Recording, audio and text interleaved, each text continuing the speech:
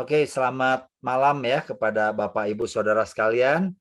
Saya senang sekali ya boleh menjadi bagian dari eh, apa City of Love Chat ini ya, di mana benar-benar Pastor Tim kasih kepercayaan untuk saya bisa sharing ya. Terutama tema pada malam hari ini tema ya tentang biblical financial freedom ya.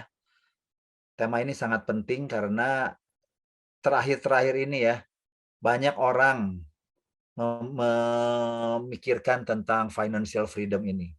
Khususnya generasi muda juga ya. Tujuannya apa? Financial freedom ya.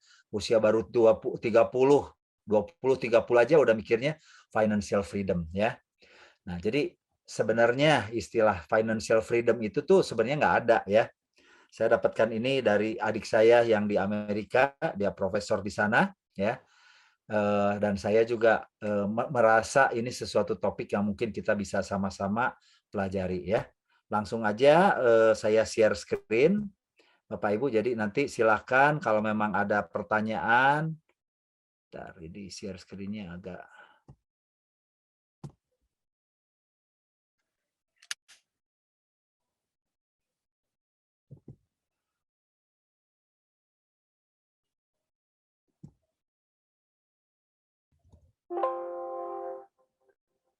kelihatan ya share screen-nya ya.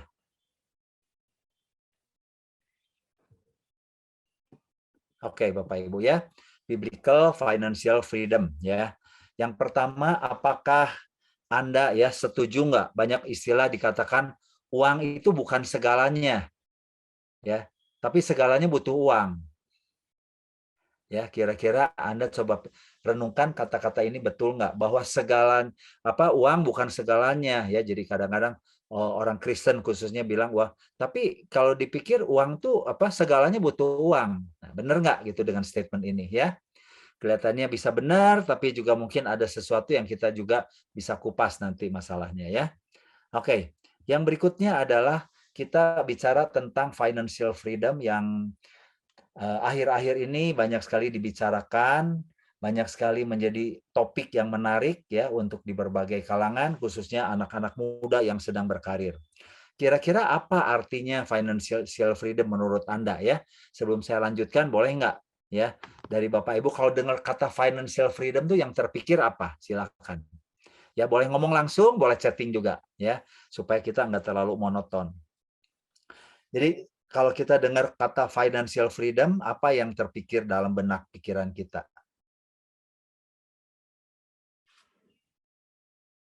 Saya coba lihat di ini ya. Bebas hutang, oke, good. Ada lagi yang lain kalau dengar kata financial freedom itu apa yang muncul? Ngomong langsung juga boleh ya, silakan. Sorry, saya mesti buka kacamata lihat ini yang kecil soalnya. Berkecukupan segala kebutuhan kita dan bebas dari hutang. Oke. Ada lagi? Mungkin bisa kira-kira 5-10 orang ya supaya kita bisa lengkap. Nggak apa-apa ya, nggak usah merasa takut salah atau gimana ya. Secara otomatis saja yang terpikir dalam pemikiran kita kalau kita bicara tentang financial freedom itu apa? Banyak orang di sini yang udah bebas hutang ya. Banyak juga di sini saya percaya Bapak Ibu yang berkecukupan ya dan bebas dari hutang. Tapi apakah Anda merasa sudah memiliki financial freedom? Belum. Hidup tidak khawatir tentang keuangan. Oke. Bisa menabung ya. Dua lagi, tidak terikat dengan uang. Oke, ya dari definisinya ya. Kayak gimana tuh tidak terikat dengan uang itu ya? Kita tiap hari bawa uang ya. Punya tabungan. Oke, Bapak Ibu ya. Jadi kalau kita bicara secara umum ya, apa yang dimaksud dengan financial freedom ya? Secara umum orang pasti mikirnya tadi benar ya. Saya udah bisa bebas menggunakan uang untuk ya membeli apa saja yang saya inginkan. Jadi udah nggak usah ngitung dulu budget, nggak usah mikir dulu ini cukup atau enggak dan sebagainya. Pokoknya saya kepengen apa, saya pengen pergi kemana, saya bebas saja gunakan ya. Itu orang pikirannya secara umum tuh tentang financial freedom. Makanya ya siapa yang nggak mau ya? Kayaknya pokoknya tidak ada yang membatasi saya untuk membeli apa yang saya mau ataupun pergi ke tempat di mana saya mau pergi ya. Jadi ini benar-benar tidak ada batasan. Yang kedua ya tadi bebas dari hutang, betul. Artinya ya selain dari nggak cuma bebas dari hutang, kebayangannya uangnya banyak, kaya raya ya. Tapi definisi kaya raya juga relatif ya. Kalau ditanya orang kaya, wah dia kaya, tapi kalau ditanya ke orang itu dia juga masih merasa belum kaya ya. Ada lagi orang yang merasa lebih kaya ya. Dan yang ketiga tadi ya memiliki tabungan, memiliki aset, memiliki passive income ya. Jadi udah nggak perlu kerja lagi kalau udah financial freedom itu ya. Kita senang-senang aja liburan terus kemana aja yang kita mau. Betul nggak? Ya. Nah, jadi ini definisi secara umum tentang financial freedom ya. Nah, jadi semua impian saya akhirnya bisa dilaksanakan. All my dreams come true ya. Jadi Bapak Ibu sekalian ya, nah saya nggak tahu berapa banyak dari kita mungkin yang punya persepsi seperti ini ya. Saya jujur ya, dulu juga memiliki ya pemikiran seperti ini. Seandainya ya, aku nih kayak punya tabungan, passive income, bebas hutang, udah nggak bekerja. Wah, itulah benar-benar kita nih memiliki financial freedom ya. Tapi saya boleh katakan ya bahwa kalau 1 sampai 5 ini ya Anda capai ya, sebenarnya belum tentu Anda bisa memiliki financial freedom. Jadi menarik ya, makanya kenapa kita bicara tadi saya katakan tidak ada sebenarnya istilah yang real financial freedom ya, tapi kita akan lihat dari sisi biblical. Nah, tujuannya apa sih orang kepengen financial freedom itu coba kalau dipikir dari tadi ya. Pengen bebas hutang, pengen banyak uang, ya, pengen bisa beli apa aja, bisa pergi kemana aja. Kira-kira tujuannya apa? Ya, orang banyak pengen financial freedom itu adalah masalah security. Saya jadi aman, saya udah nggak usah khawatir lagi tentang masa depan. Saya udah nggak khawatir lagi tentang anak-anak saya. Saya tidak perlu khawatir lagi tentang ke depan mau ngapain. Ya, udah pensiun, udah tua.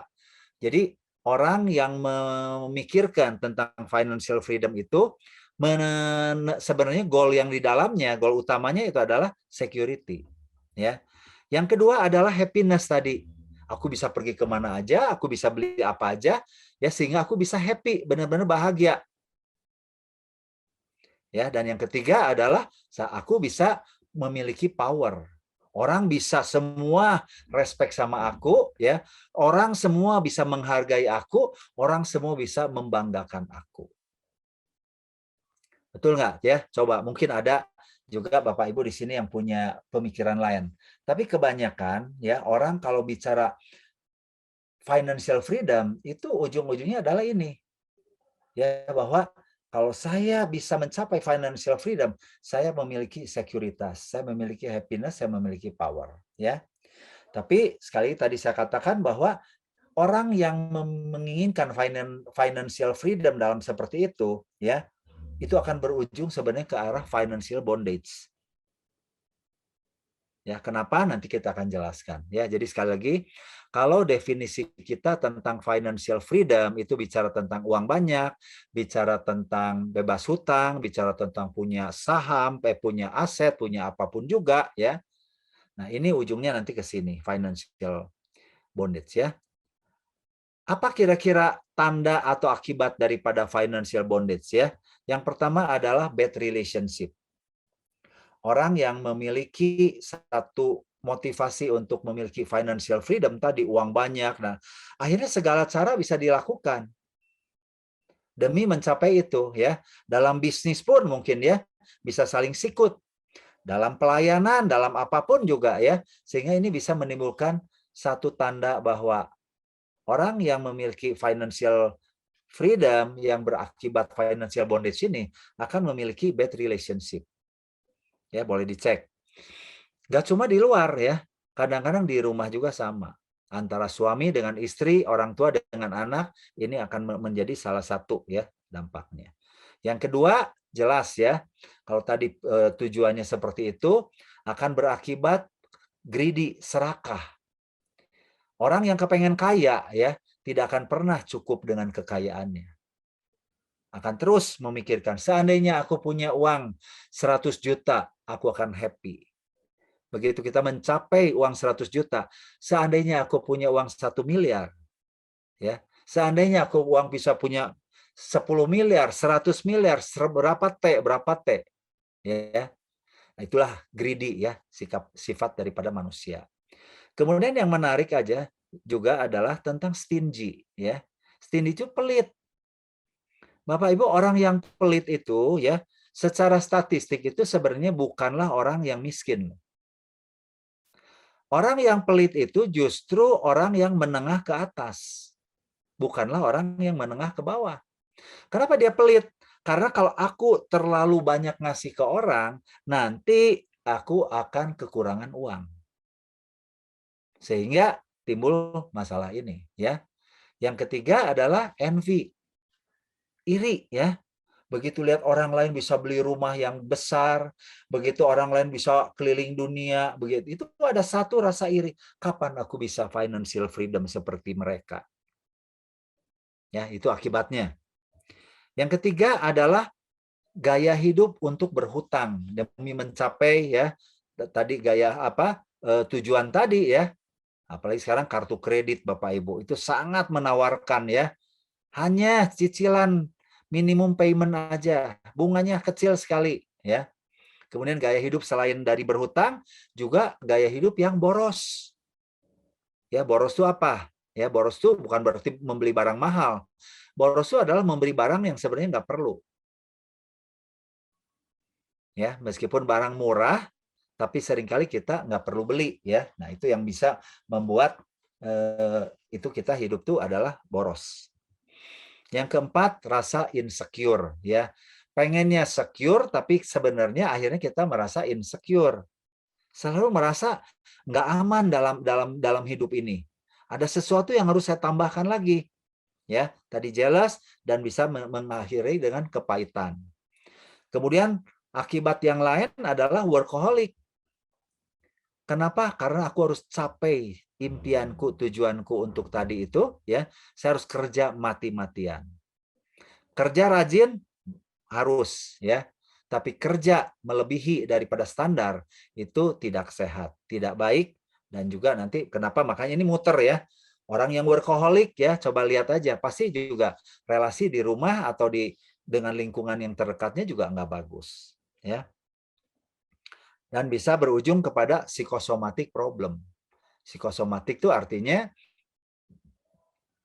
ya orang yang workaholic, orang ini artinya pikirannya terlalu banyak ya, bisa overthinking. Hatinya selalu cemas, hatinya selalu khawatir, hatinya selalu nggak tenang, yang berakibat kepada kesehatan ya. Nah, psikosomatik ini adalah penyakit-penyakit ya seperti penyakit MAH, penyakit sakit kepala, migrain, insomnia, nggak bisa tidur, apa ya, alergi. Nah, waktu dicek ke dokter, periksa lab atau apa, semuanya bagus. Jadi kalau ada Bapak Ibu ya yang merasa gejala-gejala fisik, aku nih tapi ini aku yakin aku nih ada MAH, aku nih ada migrain, aku ini ada segala macam yang dirasa ya, sakit leher, sakit punggung. Tapi begitu dicek semuanya, general check up sampai semuanya tuntas pun di CT scan apa nggak ada apa-apa. Itu berarti orang itu mengalami psikosomatis. Itu penyakitnya bukan penyakit fisik sebenarnya, penyakit pikiran dan penyakit hati, kecemasan yang berdampak kepada penyakit fisik, ya. Dan yang ketujuh adalah sulit sekali sebenarnya untuk bisa memberkati orang. Ya, jadi ini akibat daripada financial bondage tadi, ya Bapak Ibu. Nah, saya boleh katakan kenapa bisa seperti itu, ya financial bondage ini. Sorry, ini salah ketik ya, bukan financial, ya. Karena financial bondage ini yang tadi di mana orang selalu menginginkan uang banyak, itu selalu merasa kurang uang, ya. It's not enough. nggak pernah merasa ya. Seandainya aja ya aku bisa punya uang sekian. Artinya kesimpulannya kita merasa uang kita kurang. Seandainya aja aku bisa punya tabungan, seandainya aja aku bisa segini, ya. Jadi itu salah satu biasa siklus yang pertama tuh ditandai dengan merasa kurang. Apa yang kita miliki sekarang, ya, itu kurang. Sehingga apa yang dilakukan adalah ya cari uang lebih banyak lagi. Nah, dalam mencari uang inilah yang kadang-kadang tuh karena tujuannya tadi untuk mencari uang ya, dasarnya caranya itu yang bisa menjadi salah.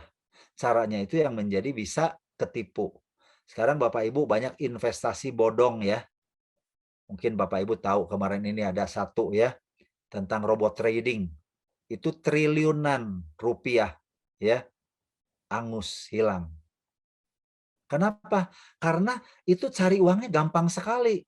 Bapak Ibu cuma masukin uang ya, dalam 1 bulan bunganya bisa 5, bisa sampai 20%. Enak sekali. Ya, jadi nggak perlu ya capek-capek kerja, nggak perlu benar-benar susah-susah masukin uang, itu mesinnya jalan terus. Anda tiap minggu ya akan dapat bunganya. Akhirnya apa yang terjadi? Hilang. Ya, makanya kenapa tema ini perlu sekali ya. Karena dasarnya adalah pengen instan, pengen cepat kaya cari uangnya, ya. Nah, kemudian anggaplah sekarang mungkin nggak semuanya seperti itu, tapi itu tadi salah satu bahayanya ya. Kalau kita tujuannya tadi adalah financial freedom dalam arti uang banyak. Jadi dengan cari uang begitu, akhirnya tercapai uangnya banyak. Ya, setelah kita punya uang banyak, apa yang kita lakukan biasanya? Ya, setelah uang banyak, jadi orang kalau misalkan merasa uangnya kurang, dia kemudian cari uang, ya, mungkin itu dengan cara yang benar pun, tapi benar dalam arti bisa nggak sehat tadi ya. Kalau bisa jadi workaholic, bisa jadi, wah pokoknya kerja bisa 1 minggu mungkin bisa 80 jam. Ya, bisa seperti itu tadi ke arah workaholic ini. Setelah banyak uang, uangnya digunakan untuk pengeluaran juga banyak.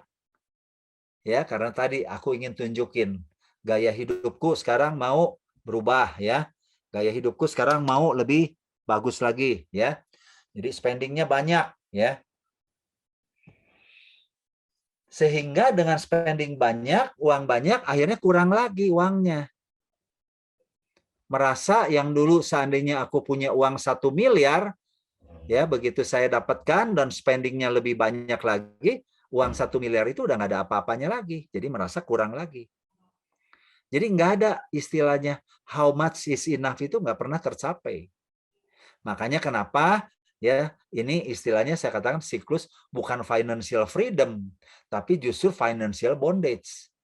Karena sebenarnya kita membayangkan dengan uang banyak itu ya, kita tadi bisa mendapatkan security, kita bisa mendapatkan satu happiness, kita bisa mendapatkan satu power, tapi justru ya dari semuanya kita menjadi makin terikat.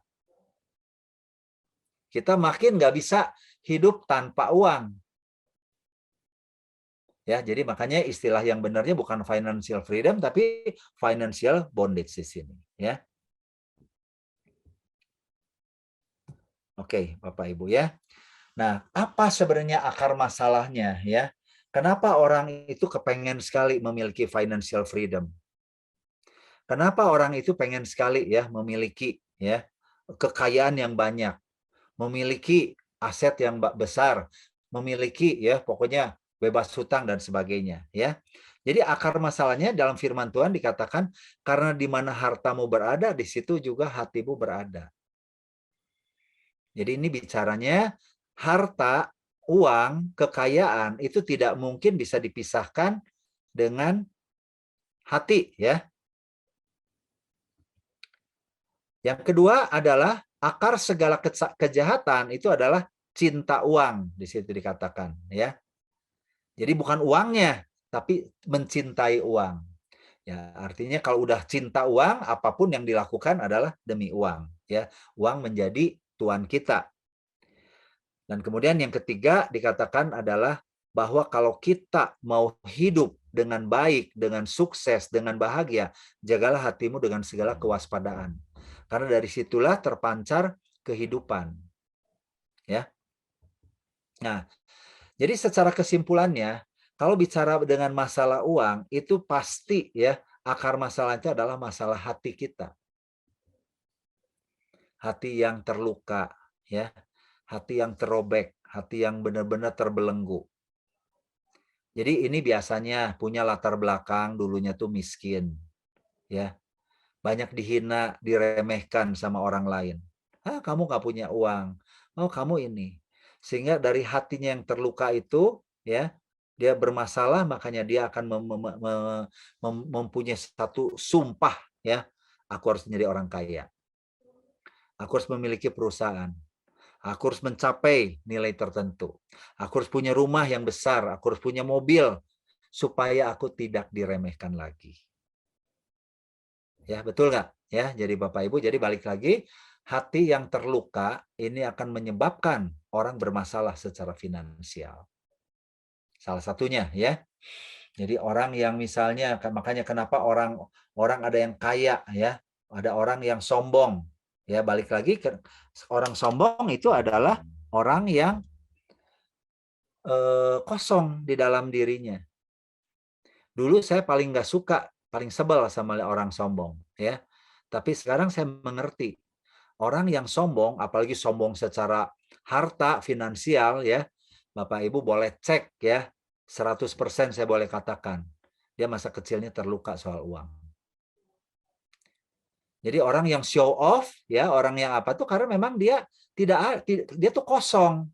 Untuk mengisi kekosongannya itu, maka dia harus bisa untuk tunjukkan sama orang lain. Kalau beli barang harus branded ya. It's okay, saya nggak anti barang branded Bapak Ibu ya.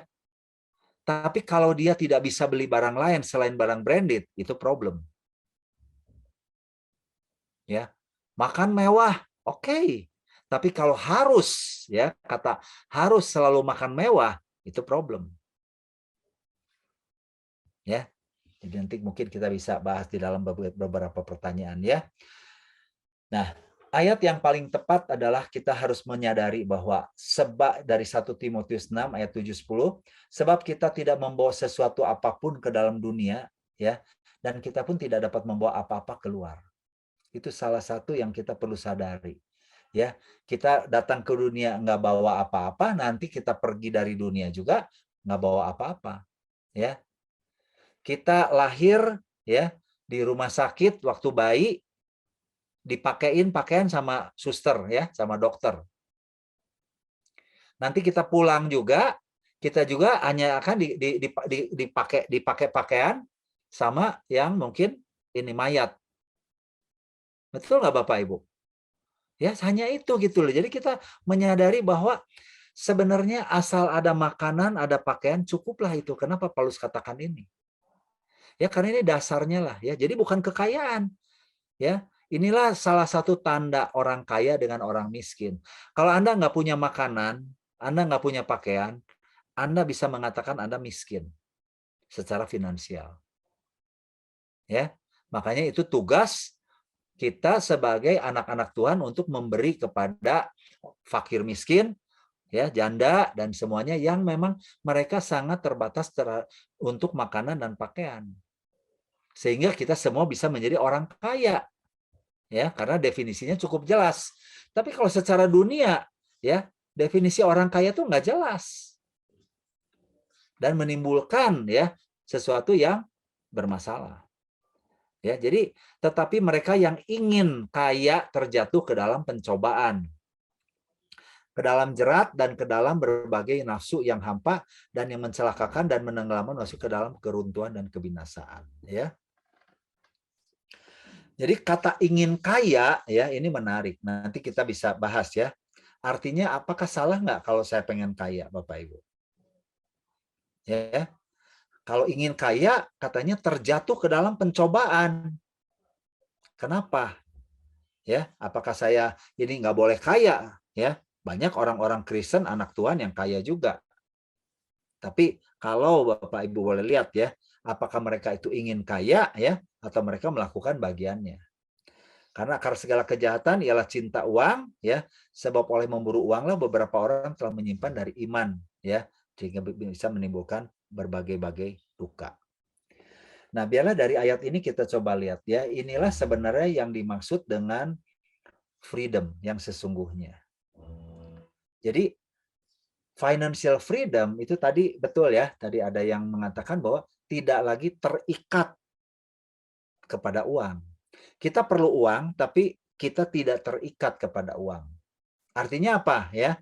Apapun yang kita lakukan itu tidak selalu harus dikaitkan kepada uang. Contoh misalnya begini aja yang simpel ya. Saya kadang-kadang melihat ya, ada orang kaya ya. Ada orang kaya nih.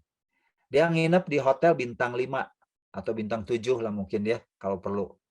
Mungkin satu malam bisa 10 atau 20 juta atau 50 juta.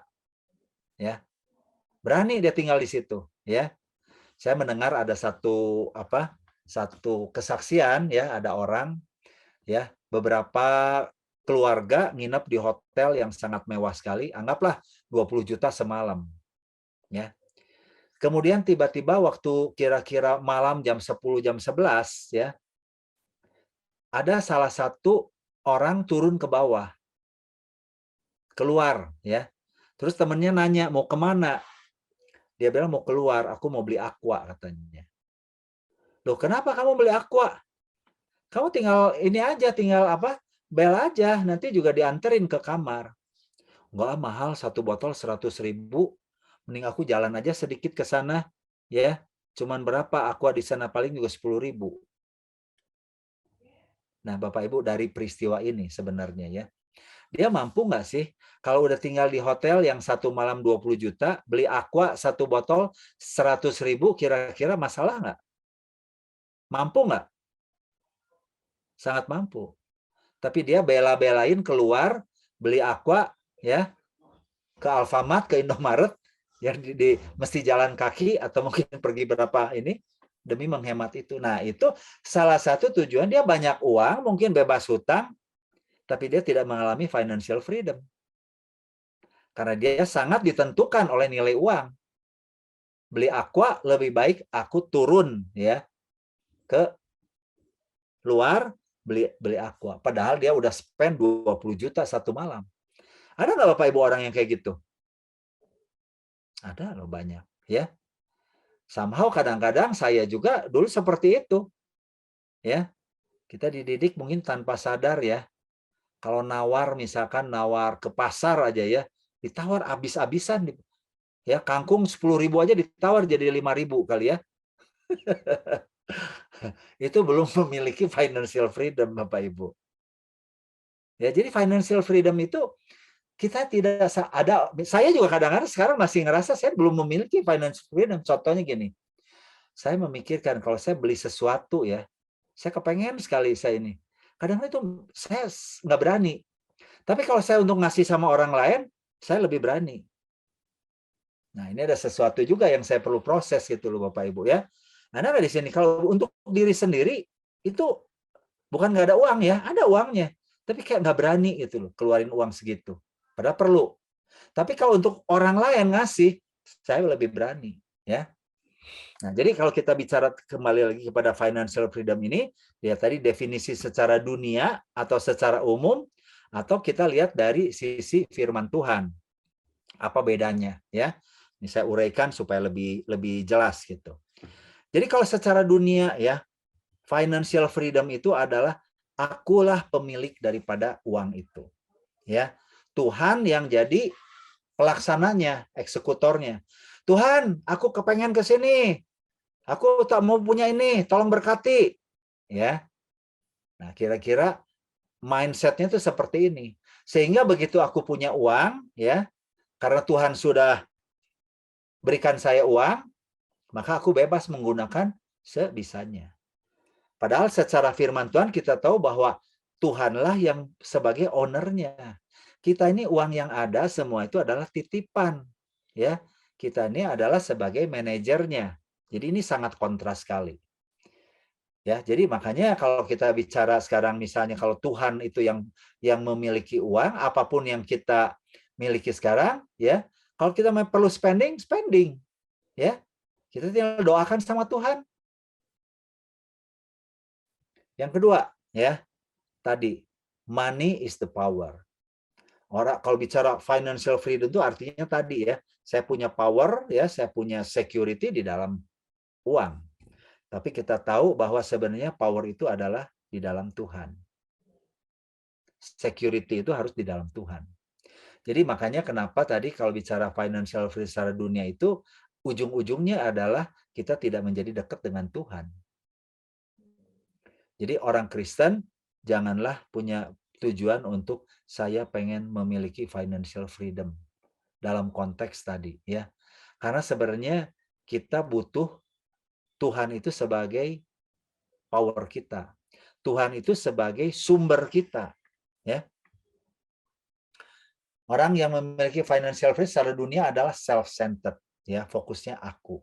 Supaya aku terlihat, supaya aku terpandang, supaya aku terakui, ya.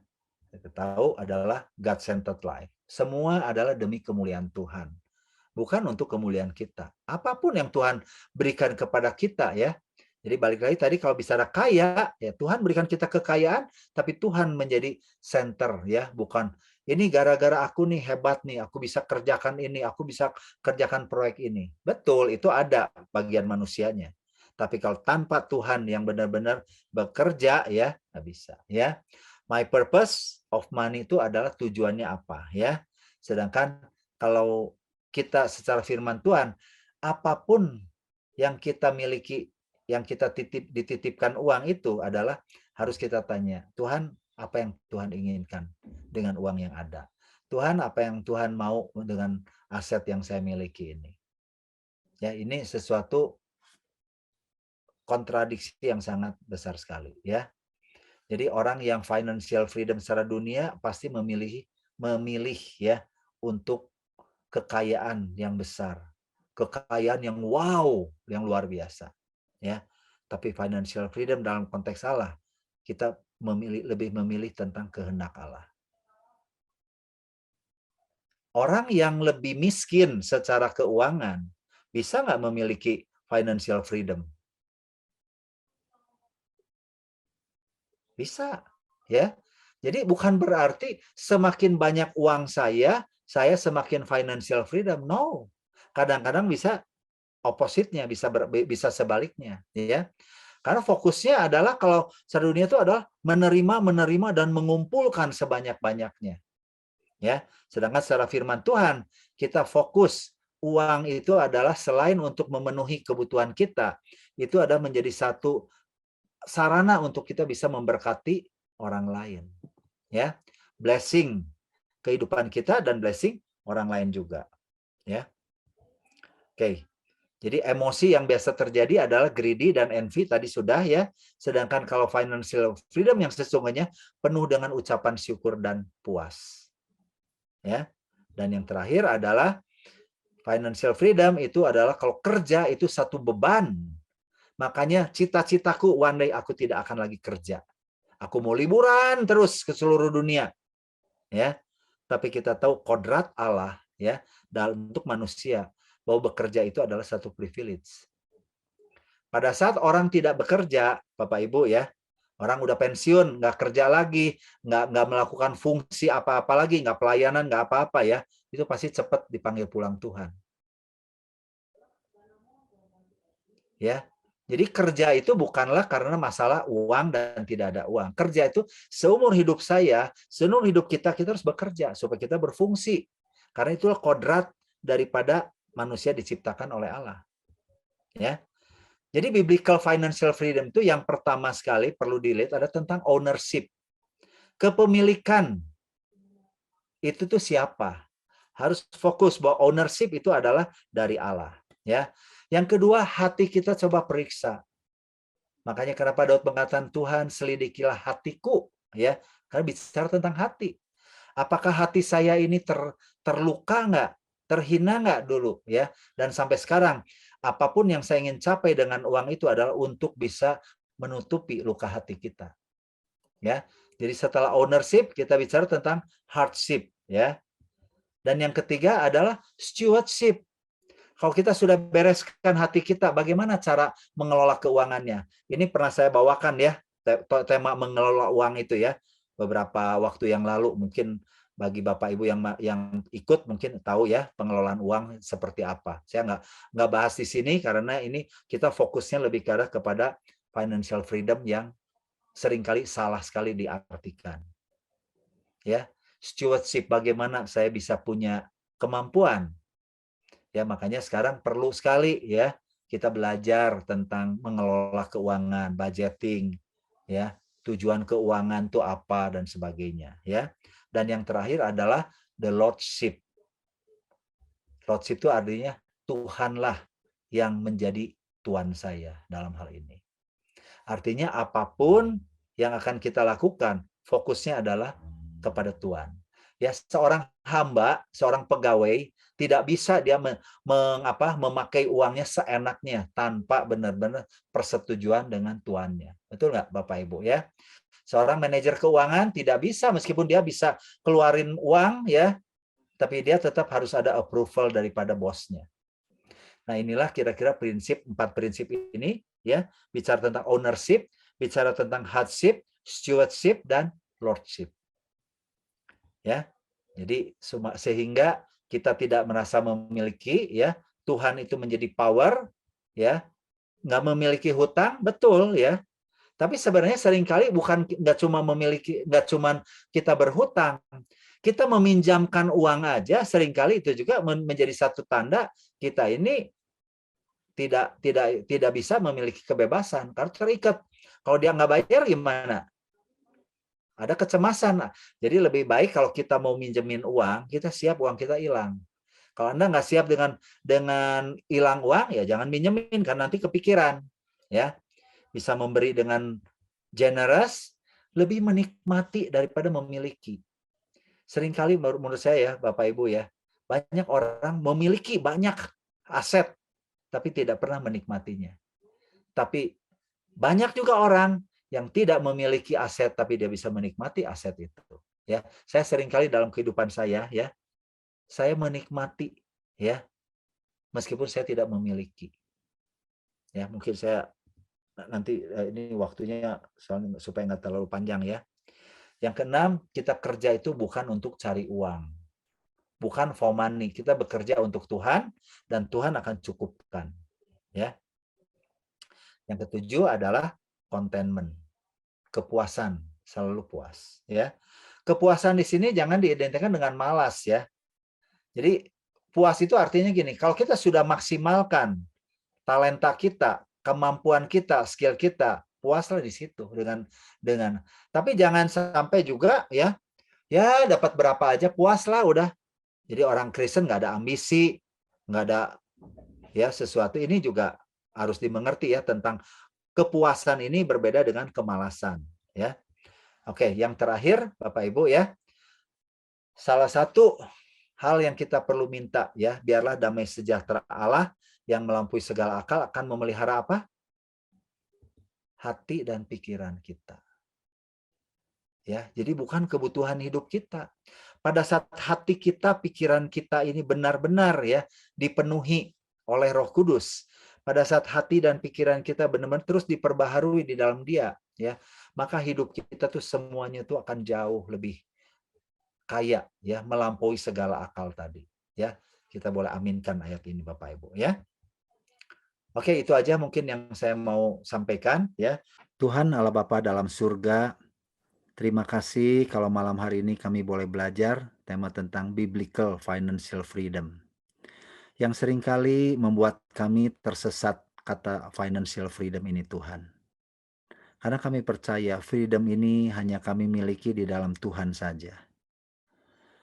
Kami boleh melihat Tuhan bahwa tanpa sadar seringkali kami tergiur, seringkali kami tergoda untuk kami mengikuti arus yang begitu kuat untuk mengejar harta duniawi Tuhan.